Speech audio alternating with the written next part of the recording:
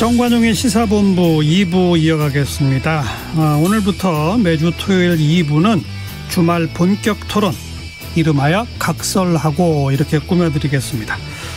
첫 번째 각설하고 출발합니다.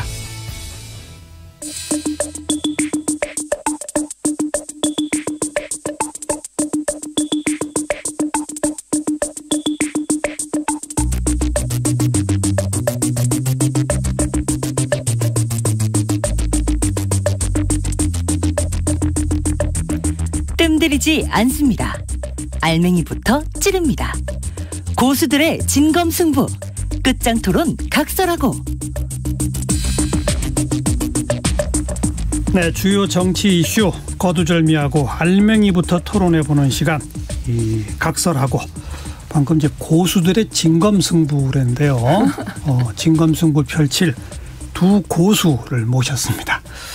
먼저 전 더불어민주당 의원 최민희 전 의원 어서 오십시오. 네, 안녕하세요. 불굴의 희망 최민희입니다. 불굴의 희망. 네. 최근에는 KBS 출연하실 때 맨날 그러신다고요? 네. 불굴의 희망. 네. 그 뭐 좋은 얘기죠. 그렇죠. 맞은편에 또 고수. 현재 윤석열 캠프 대변인 맡고 계시죠. 당 비대위원도 지내신 바 있고. 김병민 대변인 어서 오십시오. 네, 반갑습니다. 김병민입니다. 뭐 불굴에 뭐 이런 거 없어요 앞에? 그러게요. 정관용의 시사본부에 출연하는 김병민입니다. 뭐 하나 만들어 보세요. 다음 주까지 숙제를 주셨으니까 한번 만들어 오겠습니다. 두 분 인사 좀 하시고. 네, 안녕하세요. 네, 안녕하세요. 반갑습니다. 뭐 자주 만나 토론하셨죠? 네. 예. 또 주말에 하니까 새롭네요. 그 두 분 서로가 상대방을 고수로 다 인정하시는 거예요? 저는 인정합니다.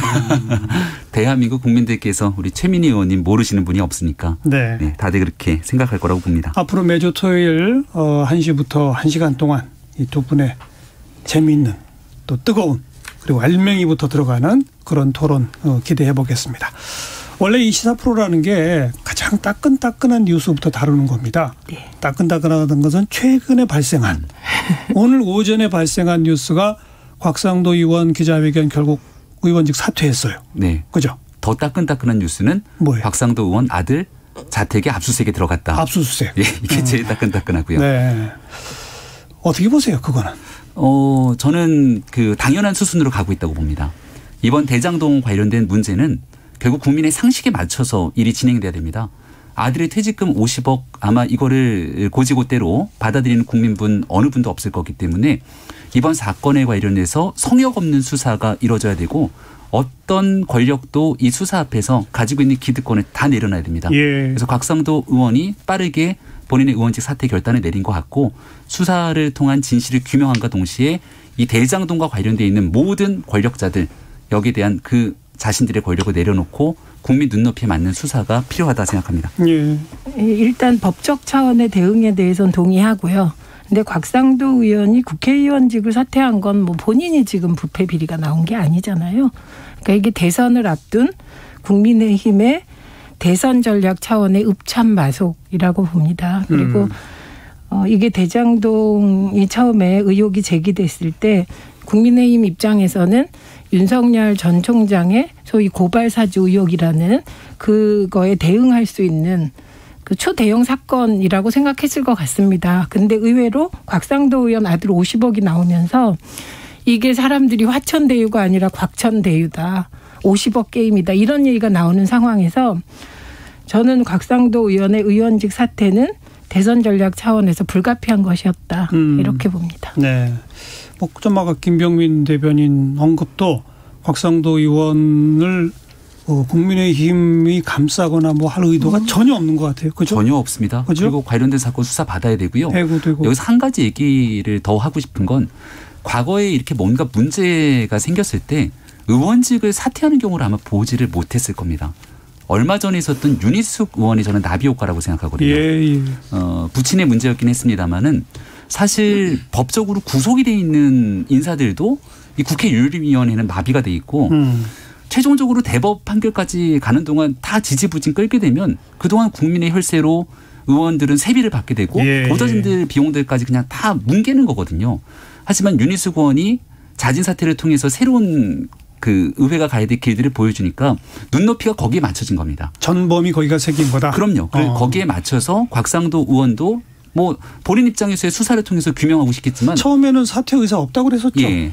그것을 조수진 최고가 대변했다고 볼 수 있는데 저는 이 대목에서 교훈이랄까?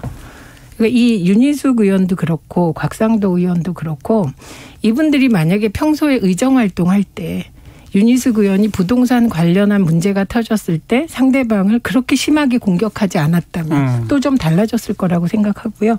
그리고 곽상도 의원도 사실 문준용 스토커라는 별명까지 붙을 정도로 문준용 씨에 대해서 집중 공격을 하신 분이에요. 예. 그러면 자신은 하늘을 우러러 정말 한 점 댓글이 없어야 했는데 네. 그러니까 정치적 책임이라는 걸 지게 되는 과정은 그 국회의원이 해온 의정활동이 가치 평가돼서 그렇죠. 정치적 책임을 지게 되는 것 같습니다. 우리 청취자 최지연 씨도 대한민국 축제가 되어야 할 대선이 고소고발 난무하는 이런 일이 점점점 이 진영의 문제가 아니고 여야 없이 수사해서 정확히 팩트를 밝혀야 함.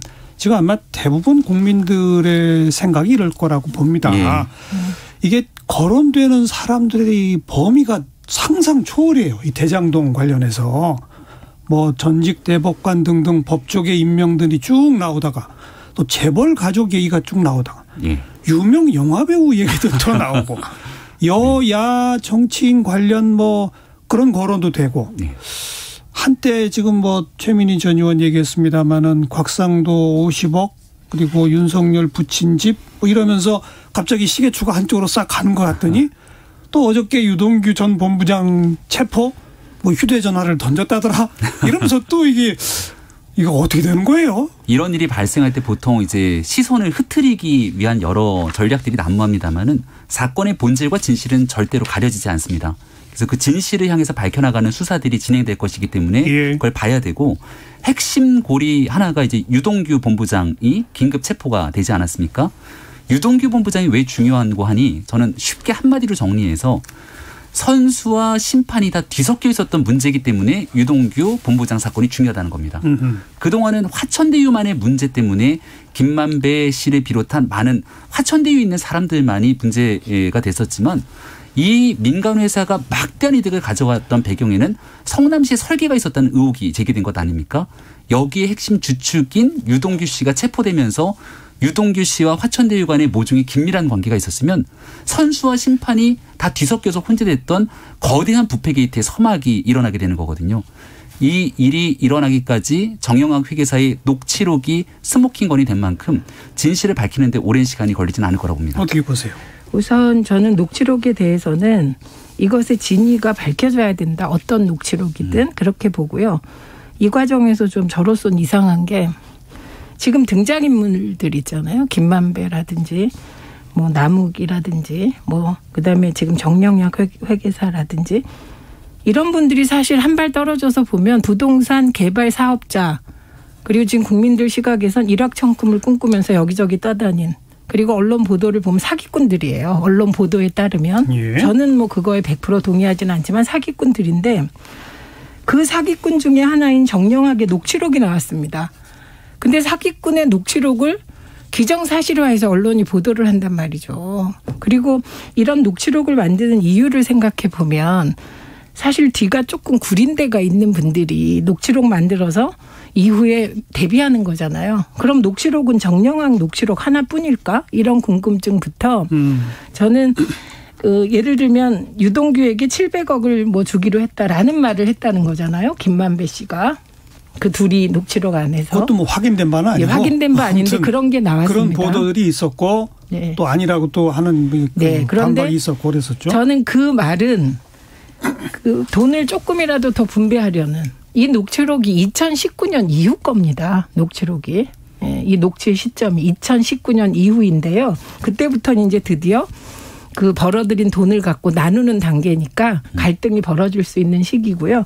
그러니까 그 안에서 그 말을 한 사람은 사실은 유동규를 빌미로 해서 자기 지분을 더 확보하려고 할 수도 있는 거고 다양한 가능성이 있다는 거예요. 그래서 저는 사기꾼들의 그 그 이익 배분 과정의 녹취록을 예. 또 100% 신뢰할 수 있나. 그래서 지금은 팩트를 찾아가는 게 가장 중요하다 이렇게 봅니다. 두 분 다 동의하시는 게 팩트를 찾아가자잖아요. 예. 네. 그죠? 맞습니다. 그 긴급 체포된 유동규 전 본부장과 이재명 지사의 관계 또 사실은 이제 이게 또 하나의 고리란 말이에요. 예. 유동규 본부장이 만에 하나 무슨 화천대유와 무슨 관련이 있다 그러면 김병민 대변인 얘기한 것처럼 정말 판을 짜야 할 심판이 선수로까지 뛰려고 한 거 아니냐. 예. 뭐 그렇게 해서 문제가 될 수 있어요. 그렇죠. 근데 뭐 만약 그렇다 손 치더라도 그게 이재명 지사와 관련이 있느냐 없느냐 이건 또 별개란 말이죠. 네, 맞습니다. 두 분의 목소리 한번 들어봅시다. 검찰 소환에 불응했다. 휴대전화를 바깥으로 던졌다. 네. 그런 분들에 대해서 진상규명에 협조하라고 좀 촉구할 수 있습니까? 저희 측근이라고 불리려면 저를 도와줬다든지 뭐 이런 정도는 돼야지 그 산하기관의 직원 뭐 그거 가지고 자꾸 저한테 뭐라고 하시면 좀 지나치다. 유동규 씨가 이렇게 연관되어 있으면 네. 관련해서 그 인사관리에 대한 정치적 책임은 지겠다. 그건 맞으신 거죠? 너무 당연하죠. 예. 저희가 어쨌든 관리하는 산하기관의 직원이고 그런데 거기서 문제가 생겼으면 일선 직원이 그랬더라도 제 책임이죠. 그렇죠. 수갑받을 일이 아니고 그게 상받을 일이라면 본인이 특검을 자처해야지. 네, 이게 측근이냐 아니냐. 최민희 전 의원 실체를 아세요 혹시? 모릅니다.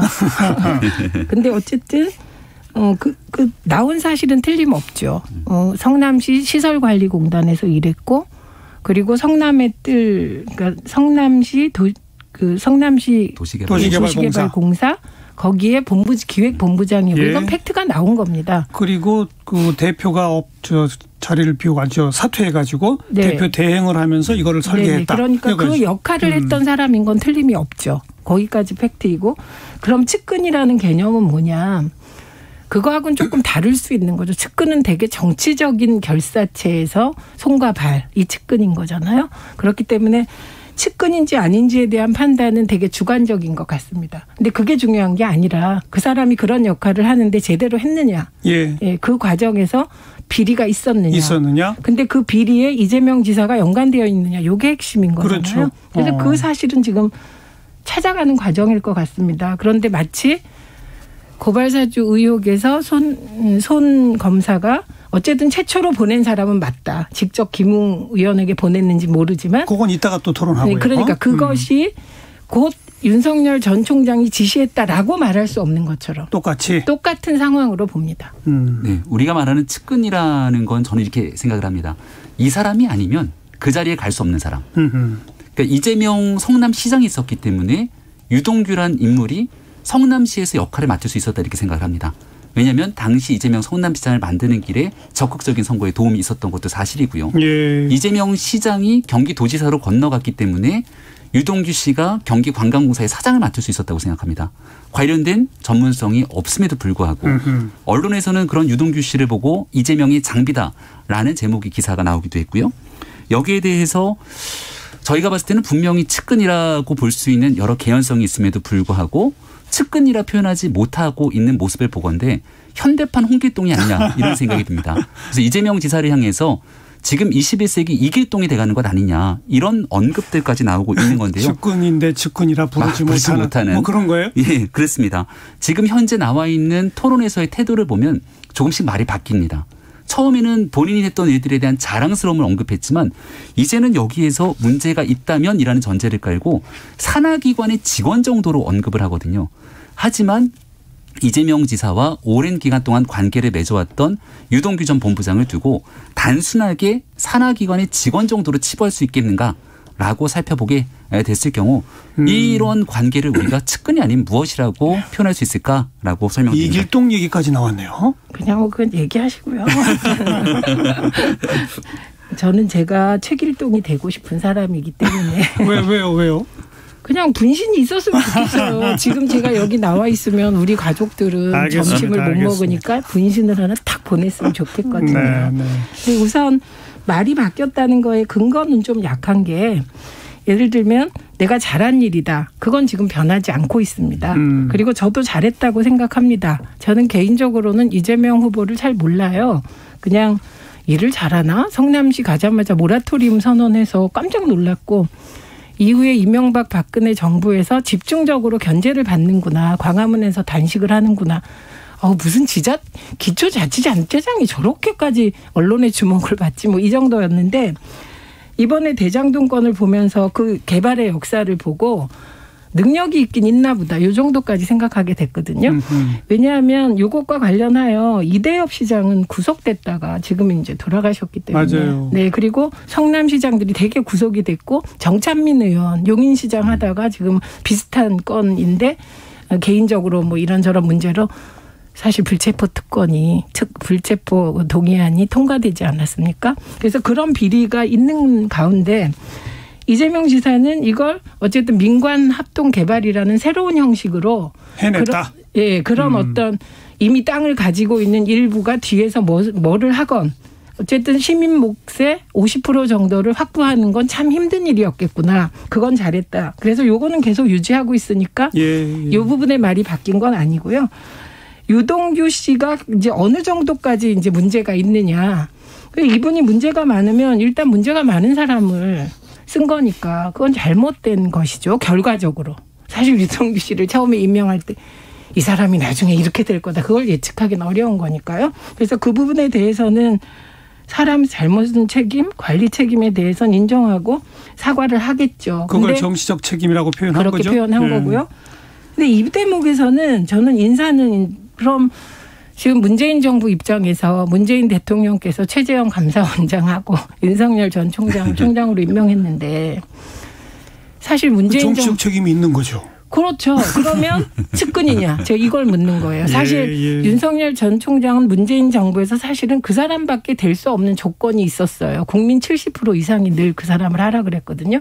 그래서 좀 아까 말씀하신 이 사람이 아니면 그 자리에 임명할 사람이 없다라는 측면에서는 그런 식으로 하면 윤석열 전 총장, 문재인 대통령이 측근이 되는 거라 저는 인사에 대해서는 사후적으로 잘못했다라고 말할 수는 있지만 그 인사만 가지고 측근이라고 말할 수 없다. 네. 짧게 한 말씀 거기 코멘트 하시고. 이재명 지사가 2017년도 대통령 선거 나왔을 때 공약 중에 하나가 내가 대통령 되면 윤석열 당시 검사를 검찰총장 시키겠다. 이렇게 얘기를 한 바 있었죠. 방금 전에 국민의 많은 사람들이 윤석열 이라고 하는 검사의 공정과 정의, 상식들의 높은 기치들을 바라보고 있었기 때문에 문재인 대통령이 아니라 이재명 지사가 대통령이 돼서도 그런 일을 하지 않았겠습니까? 문제는 여기 나와 있는 유동규 씨라는 인물이 이재명 지사가 아니었으면 그 당시 경기도지사 선거에서 이재명 후보와 같이 경선을 했던 상대 후보들이 만약 경기도지사에 당선됐으면 이 유동규란 인물이 경기관광공사 사장에 내정될 수 있었겠는가. 얼마 전 2019년 10월 25일에 이재명 지사가 트위터에 올린 글입니다. 이재명, 유동규 투트랙 비법. 이렇게 본인이 트위터에 올렸던 글이 회자가 되기도 합니다. 이재명이란 인물이 성남시장이 되지 않았더라면 과연 이 유동규 씨가 성남시의 선거를 도와주고 그 자리에 갈 수 있었겠는가 이런 의구심을 갖고 보고 있기 때문에 여기에 대한 진실 어렵지 않게 저는 밝혀질 거라고 봅니다. 저는 트위터에 올렸기 때문에 측근이 아니라고 생각합니다. 진짜 측근을 정치를 하면서 제가 보면 진짜 측근을 그렇게 트위터에서 내세우고 이런 거 못 봤어요. 그러니까 이분은 역할을 맡긴 사람이고 그 새로운 일을 하는 과정에서 힘을 실어줄 필요가 있었을 것 같습니다. 그래서 할 수는 있다고 생각합니다. 그러니까 지금 이제 국민의힘 쪽에서는 유동규 전 본부장 이름을 자꾸 거론하고 싶어 하는 거고 그리고 유동규 전 본부장을 이재명 후보와 가까운 사람으로 자꾸 보고 싶은 거고 그렇게 봐야 대장동의 어떤 비리가 사실은 이재명 지사와 관련이 있다라고 밝혀지길 기대하는 거 아니겠어요? 저는 그게 국민의힘의 기대와 바램 주장이 아니라 국민의 상식이라고 생각합니다. 이유는 아주 간단한 게요. 성남시에서 버튼을 누르지 않았으면 이 막대한 천문학적 이득을 특정 업체가 가져가는 일이 구현되지 못합니다. 그 버튼을 누가 눌렀냐? 유동규 본부장이 눌렀다는 것이고 여기에 대한 최종 당시 지방자치단체장은 이재명 성남시장이었기 때문에 이 같은 의심을 하는 건 저는 매우 합리적인 추정이고 의심이라고 봅니다. 이 부분은 그렇지 잠깐만요. 않죠. 그러니까 그 얘기를 받아서 제가 두 분한테 똑같은 질문이에요. 지금 성남시가 버튼을 눌렀다라고 표현한 김 대변인한테는 그렇게 안 했으면 그 이전에 몇몇 사람이 막 다 구속되고 그랬던 것처럼 100% 민간 개발이 됐으면 훨씬 더 많은 돈이 그 사람들한테 가지 않았겠느냐. 그 말에 대해서 한번 반박을 해보시고 예, 먼저 반대로 이제 그래도 한 5천억 정도를 성남 시민을 위해 가져왔다라고 거듭 주장하는 이재명 캠프한테는 아니 하지만 부동산 그 시세가 별로 안 좋다가 갑자기 이렇게 폭등하면서 민간업자가 성남시보다 2배 가량 돈을 가져간 이거는 막았어야 되는 거 아니냐. 그것도 한마디 하셔야 되는 거 아니에요? 네, 저부터 얘기를 할까요? 과거에 잘못된 일들이 있었죠. 그걸 막으려고 이재명 성남시장이 취임을 한 겁니다. 그리고 이재명 성남시장이 공공개발과 민영개발을 섞어서 공적인 이익을 극대화시켰다고 얘기를 하는데요. 그 민간개발의 영역에서 남욱, 정영학 이런 사람들이 고스란히 들어오는 것 아닙니까? 그게 과거에 문제가 있었던 사람들이 들어온 건데 민간 영역의 일은 우리가 모릅니다 이렇게 얘기를 하고 있죠. 성남시가 제가 버튼을 눌렀다고 얘기를 하는데요. 이 사건을 실질적으로 개발하기 위해서 많은 선례들을 모았다는 겁니다. 예. 하남시의 사례를 보건대 초과 이익을 누군가가 막대하게 가져가지 못하도록 환수 조치를 하는 내용들까지도 벤치마킹을 하고선 그 내용을 실행하지 않았다.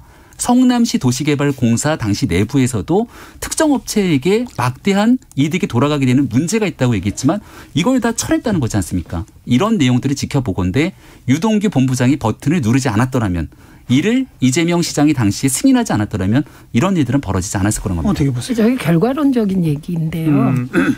그 이재명 지사가 시장 될 때 신영수 전 의원 동생이 남욱 등등 지금 나오는 사람들과 결탁해서 일을 계속 추진해온 사람인데요. 그리고 심지어 LH공사에 뇌물까지 주면서 LH가 공영 개발하려고 했던 것을 새누리당 쪽에서 이걸 민간 개발로 돌렸습니다. 이명박 대통령도 하지 말라고 했고 사실상. 예. 근데 이 신영수 전 의원이요. 성남시장 선거에 출마했어요. 끝까지 이익을 실현하려고. 그러니까 성남 시민들이 올바른 선택을 해서 이재명 시장이 되면서 이게 100% 저쪽에서 추진되는 거죠. 신영수가 당선됐다면 다행히 떨어졌습니다.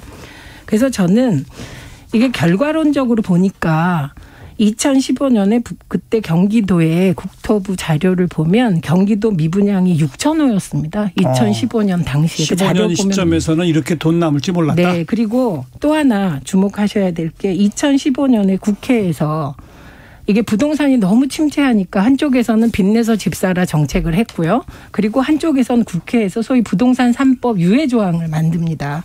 그래서 그런 상관관계들을 들여다보셔야 하고요.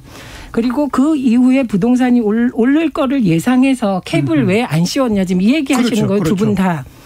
이때 만약에 2015년 차원에서 성남시는 그 당시 상황에서 결정을 하지 미래를 보고 결정하진 않잖아요. 그런데 그때는 예상되는 이익이 1,800억이었다는 거 아닙니까? 만약에 성남시가 처음에 4,400억에 대하여 먼저 가져오겠다고 했던 거잖아요. 그걸 만약에 거꾸로 너네가 그럼 혹시 지금은 가능성이 없지만 니네가 돈을 더 벌 수 있으니까 그때 더 내놔라. 그럼 어떤 일이 벌어졌을까요? 민간 업체는 가만히 있겠습니까? 그러면 당신들도 거꾸로 마찬가지로 우리가 손해를 봤을 때 당신들은 5,500억, 당신들의 4,600억이죠. 4,600억도 낮추자 이랬을 거라고요. 손해보면 성남시도 책임져 달라. 그러니까 상향 캡을 왜 안 씌웠냐. 라고 하는 건 하향 캡도 씌워야 된다는 얘기를 동시에 하는 거기 때문에 저는 이 모든 게 결과론적인 거다. 그래서 제가 기대하는 바는 알겠어요. 잘한 건 그냥 그 당시에 잘한 것 같다. 좋습니다. 그거 한마디만 하세요. 이 손해보면 성남시도 책임져야 될 거 아니냐라는 것 때문에 이거는 그 당시 시점은 특이성 때문에 어쩔 수 없었다는 주장은 어떻게 보세요? 그 리스크를 감당했기 때문에 막대한 이득을 가져갔다는 주장인데요. 그렇죠. 그 리스크를 성남시가 다 가져갔다는 게 국민들과 전문가들이 보는 시선입니다. 왜냐하면 이런 재개발 사업에서의 리스크는 인허가 과정 속에서 거의 모든 리스크가 나타나는데 이것을 사실 성남시 도시개발공사가 성남의 뜰을 만들어서 함께 주관하다 보니 그런 리스크를 질 일이 없다는 것이고 오히려 막대한 이득은 여기에 일부 토지를 수의계약으로 헐값에 매각할 수 있도록 도움을 주면서 수천억의 이득들이 일단은 확보가 될 수 있었죠. 그러니까 지금 이제 최민희 전 의원은 2015년 시점에서는 위험 부담도 크고 그 위험 부담에 대한 것이 일방적이라는 말씀을 제가 드리는 건데 위험 부담도 되게 크고 민간이 할 때 리스크가 몇 가지 있습니다. 그게 되게 세 개예요. 하나가 아닙니다. 첫째는 지금 얘기한 그 인허가 과정에 리스크가 있고요. 두 번째는 자본 조달의 리스크가 있고요. 세 번째는 이게 제일 큰 리스크인데 분양 상황입니다. 그렇죠. 그때 부동산 시세. 예. 그렇기 때문에 지금 말씀하실 때 재개발 관련한 인허가 리스크를 성남시가 없애줬다. 그걸로 다 되는 게 그거가 아니라 나머지가 더 문제라는 거예요. 7천억을 동원하고. 됐습니다. 이제 거기서도 지금 각 언론을 보면 2015년 시점에 뭐 누구누구의 주장에 의하면 이거는 굉장히 전망이 좋았었다. 누구누구는 아니다. 굉장히 암울했다. 이것도 엇갈리더라고요. 그거는 현대 그 당시에 6천호가 미분양이었던 거고. 자, 좋습니다. 알겠습니다. 네. 그 윤석열 후보의 부친 집. 네. 이거 이제 뭐 홍준표 후보까지 나서서 이게 로또 확률 아니냐. 하필 그걸 김만배 씨 누나가 그걸 사느냐 말이지. 그죠? 예. 그거 좀 그렇지 않아요? 사실을 있는 그대로 좀 전달했으면 좋겠는데 이걸 꼬우고 왜곡해서 정치적인 공세를 피다 보면 가짜뉴스가 생산되거든요. 그래서 김의겸 열린민주당 의원이 가짜뉴스를 라디오를 통해서 얘기를 했다가 사과 입장을 올렸습니다. 뭐죠? 김의겸 대변인 얘기에 따르면 계약하는 과정 속에서 여기에 대한 문제를 김의겸 대변인이 언급을 했는데 이 계약의 시점들을 다르게 꼬아서 얘기를 한 것이거든요. 예. 예. 실질적으로 부동산을 끼고 정상적인 거래를 한 것이고 일각에서는 중개업소를 끼고 그럼요. 이 시간이 조금만 되면 약간만 있었던 상황을 설명드리겠습니다. 2019년도에 윤석열 후보의 부친 윤기준 교수가 고관절 수술로 90이 넘는 고령에서 걷기가 힘들었고요. 연희동 자택 민주당 의원들이 가서 화면들이 나오던데 대문을 열고 1층까지 들어가기만 해도 계단이 여러 개가 있습니다. 살기가 현재로선 40년이 넘은 자택이었지만 어려웠던 상황이어서 이걸 매각하고 아파트로 넘기려던 상황이었고요. 여기서 공인중개사를 통해 매각을 했는데 그 당시 2019년도에 연희동에 100평 가까운 단독주택들을 보면 이거를 파는 사람도 거의 많지가 않고 살려는 사람들도 극소수 아니겠습니까? 근데 이걸 샀다는 김만배 씨의 누나 같은 경우 부동산 거의 쇼핑을 하듯이 이곳저곳을 사들였기 때문에 그리고 나왔던 매물들은 급하게 내놓을 수밖에 없는 사정이 있었던 윤석열 후보 부친의 자택이 있었고 이 둘 간의 거래가 성사된 것을 두고 로또급 확률이라고 얘기하는 것은 저는 좀 지나치다 이렇게 생각이 됩니다. 지금 말씀하신 나머지는 얘기할 필요가 별로 없는 얘기들이에요. 일반적인 얘기들이고 그리고 각자 집을 파는 이유는 많이 있을 겁니다. 그래서 그건 별로 이 상황에서 뭐 중요한 얘기는 아니고 지금 하필이면 화천대유의 대주주인 김만배 씨가 그 누나가 하필이면 바로 그 시기에 윤석열 전 총장의 부친 집을 샀다. 거꾸로 생각해 보십시오. 하필이면 이제 두 번 준 거예요. 네, 그래서 이거를 우주의 기운이 모이지 않으면 일어날 수 없는 일이다라고 그쪽에 특보가 얘기를 하더라고요. 그러면 이 우주의 기운이 모이지 않으면 일어나는 우연의 우연이 정말 그냥 우연일까? 우연이 아닐 수도 있고 정말 우주의 기운이 한 곳에 모였을 수도 있겠죠. 그런데 우주의 기운이 모였다 그 말은 일어날 수 없는 일이란 뜻이잖아요. 그리고 지금 나오는 것 중에 우리가 지금까지 천하동인의 1호에서 7호까지가 그 액면가 그대로 가지고 있는 사람들이 아니라 뒤에 실소유주가 있을 거다. 뭐 그런 추정들이 추정을 막 나오죠. 하는데 그거는 뭐 사실이 어느 정도 일부는 확인됐죠. 왜냐하면 SK 최기원 뭐 무슨 행복 나눔 뭐 이사장이 최태원 회장의 누나가 예. 그건 내 돈이다. 내가 빌려줬다 했으니까 그 사람도 빌려준 만큼의 지분 가져가니까 그동안에 언론에서 얘기한 몇 명이 얼마 내고 얼마 가져갔다 다 틀릴 가능성이 높아진 거죠. 왜냐하면 그 뒤에 다 전주가 있었다면 전주에게 이자도 주고 투자금도 주고 그래야 되니까 그중에 가장 핵심 인물이 김만배 인데 그렇죠. 대주주인데 하필이면 그 사람의 누나가 하필이면 그때 거기에 가서 하필이면 윤석열 전 총장의 하필이면 둘이 아니라 셋이 됐네요. 세 개가 됐습니다. 그래서 이거를 놓고 그럼 제가 막 추측을 해서 그 무슨 얘기를 하는 게 아니라 참 신기하고 기이한 일이 벌어졌다. 이건 사실이고요. 이 우연적 확률. 각설하고 하필이면 얘기했으니까 각설하고 그래서 무슨 문제가 있습니까? 그래서 문제 제기된 것들이 몇 그러니까 가지 있으니. 샀다는 건데 그래서 이 부동산의 둘 간의 계약으로 어떤 불법이 나타났거나 어떤 금전적인 이득이 나타났거나 누구에게 혜택을 줬거나 하는 무슨 문제가 있는지를 얘기를 해야 되거든요. 그거에 대해서도 이미 문제 제기가 됐어요. 말씀드릴까요? 얘기해 주세요. 그런데 이거는, 어떤 문제가 있는지. 이거는 제가 생각하는 게 아니고 언론에서 문제 제기한 내용입니다. 우선 첫째는 이 화천 대유와 관련하여 박영수 특검이 연루되어 있다. 이런 의심을 하는 겁니다. 박영수 특검과 윤석열 전 총장이 뭐 멘토 멘티 관계다. 요거까지는 사실로 확인이 된 거고요. 특검 시절에 수사팀장을 윤석열 그 이전부터 모시고 일했다고 윤석열 전 총장이 얘기했고요. 그런데 이게 과거로 거슬러 올라가면 SK가 국정농단 사건 때 최태원 회장이 92억이 연루되어 있었습니다. 미르재단과. 연희동 자택을 매입한 게 뭐가 문제가 되는지. 지금 그 얘기를 해주는 거예요. 그런데 그때 사람들이 이상하게 생각했던 게 다른 대기업 오너들은 이재용, 신동빈 다 기소됐는데 최태원 회장만 빠졌어요. 이상하게 생각했어요.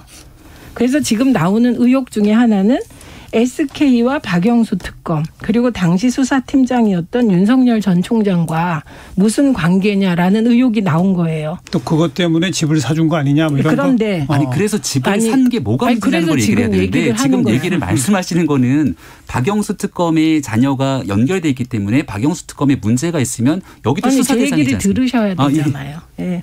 그런데 중요한 거는 그러면 지금 의혹을 제기할 때 범죄 사실이 이거다라고 의혹을 제기하는 거 아니잖아요. 아까 대장동 관련해서도 유동규 씨가 이러니까 이재명 후보가 관련된 게 아니야라고 의혹을 제기하는 거잖아요. 그러면 윤석열 전 총장에 대해서만 의혹 제기하면 안 되는 거 아니잖아요. 그래서 이런 전제하에 해당 언론사는 이게 19억에 샀어? 이게 사실이야 라고 묻고 있습니다. 그렇습니다. 그리고 계약서를 내미니까 누가 임용 계약하는데 그 계약서대로 하겠어? 이걸 묻고 있는 거고요. 뭔가 임용 계약으로. 뭔가가 있지 않냐? 이런 얘기입니다. 의혹을 제기한 그래서 것이다. 이 의혹을 제기한 겁니다. 알겠습니다. 그래서 그랬을 때 뭐가 있지 않겠냐라고 의혹을 제기한 건데 그 뭐는 뭐 일부에서는 상속세 얘기도 하고 일부에서는 또 다른 현금성 자금. 예를 들면 지금 사실 이재명 후보 입장에서 되게 억울할 것 같은 게 심지어 어떤 후보는 국민의힘 쪽에 이게 정치자금 통로였을 거다. 화천대유가 이렇게 얘기한단 말입니다. 그러기를 바라는 거죠. 야당 쪽에서는. 네. 마찬가지로 여기서 어떻게 현금을 400억을 인출했다는데 그 돈이 정치자금으로 흘러간 거 아니야? 라는 의혹을 제기하는 겁니다. 자, 이제 제가 얘기를 좀 할 차례인 것 같은데요. 많이 말씀 주셨으니까 연희동 자택에 대한 매매 과정 충분히 설명을 드렸고 이게 뭐가 문제인지에 대해서 언급을 했지만 뭐가 문제인지 얘기하지 못합니다. 여러 의혹은 여러 가지를 뭐 박영수 특검부터 연결관계를 막 이어가지만 그 당시 19억에 팔았던 자택이 지금 부동산 값이 폭등해갖고서는 엄청나게 오르지 않았습니까? 사실 그 자택을 갖고 있었으면은 더 많은 재산상의 이득을 얻을 수도 있었을 텐데 그 당시 상황에서 자택을 팔고 아파트로 이동했던 것이고요. 그리고 이 내용에서 부동산을 통한 정상적인 거래가 이루어졌다 얘기를 다 했고 통장에 대한 사본까지 다 제출했습니다. 그리고 여기에 대해서 이면 계약 등등에 대한 의혹이 있으면은 철저하게 수사해서 같이 특검으로 밝히자 이런 주장까지 하고 있습니다. 그런데 이 대목에서 네. 다른 사람들 의혹 제기할 때는 연결관계를 제시하면서 제기하면서 윤석열 전 총장은 연관관계로 제기하면 안 되는 건 아니죠. 그런데 이제 이 대목에서 지금 어쨌든 대장동 관련해서는 검찰이 수사의 속도를 상당히 높이고 있는 단계인데 단순 일단 아직 의혹 수준이지만 윤석열 부친 집 매매 과정은 이게 지금 누가 무슨 혐의로 고발을 하거나 이런 게 있나요? 저는 아직 아니라고 없습니다. 그러니까 이거는 지금 의혹은 있으나 실체에 다가갈 길은 아직은 없는 그런 상태인데. 거꾸로죠. 지금 거꾸로입니다. 윤석열 캠프에서 그 해당 언론사를 고발했죠. 맞아요. 네, 그러니까 수사는 어떤 언론사를 말하는 거죠? 아니요, 고발했습니다. 그럼 보도에 나왔어요. 그 유튜브 채널 열린 공감 TV 고발하셨죠? 맞습니다. 맞습니다. 그러니까 거기서 그럼 어떻게 거기서 이제 이거를 가지고 뇌물이라고 아마 주장을 했던 건데 그거를 이제 고발한 거죠. 짧게만 설명 다시 한 번만 좀 드릴게요. 이재명 후보와 관련돼 있었던 이 유동규 본부장 건은 관련된 결과가 있지 않습니까? 무슨 결과요? 이 민간에서 엄청나게 막대한 돈을 가져갔고 여기 유동규 본부장이 연결됐다는 결과가 있는 것이고 문제가 있는 거에 대해서 여기에 대한 버튼을 누가 눌렀겠느냐라고 이재명 지사 측에 그건 향해서 아니죠. 연결됐다는 결과는 아직 안 나온 거죠. 네, 여기에 대한 자택 문제에 대해서는 국민의힘이 문제 제기를 하는 거죠. 여기에 대한 자택 문제에 대해서는 이걸 토대로 누가 수익을 갖고 갔거나 이득을 갖고 간 일이 없기 때문에 무엇이 문제냐고 이제 언급을 하는 겁니다. 아니 그러니까 저는 늘 잣대가 동일해야 된다고 생각을 해요. 근데 동일하지 않습니다. 결과가 뭐가 나왔습니까? 아니, 지금 현재 그런 식으로 따지면 우리나라에서 있었던 1만 2천 개발공사 민간이 한 거 그건 전부 뒤져야 되는 거거든요. 됐습니다. 우리 청취자분들은 다 알아요. 네. 그러니까 하여튼 여기도 의혹이 있고 저기도 의혹이 있다. 현재는 그 상태인데 대장동 쪽은 지금 검찰의 수사가 급피치를 달리고 있고요. 그걸 좀 차분하게 지켜볼 필요가 있다. 팩트 체크가 우선이다. 그건 두 분 다 동의하신 거고. 뭐 일각에서 제기된 윤석열 부친직 관련 의혹 부분은 조금 시간이 필요할 것 같아요. 현 단계에서는요. 이 정도까지 이야기 나누고요. 잠깐 우리 교통정보부터 좀 확인해 보도록 합시다. 지금 시각 1시 35분 40초 향해 가고 있는데요. 교통정보센터 정현정 씨. 네, 날씨가 좋아서 나들이 떠나시는 분들이 많은데요. 먼저 경부고속도로입니다. 서울 방향으로 양산 부근부터 밀리기 시작했는데요.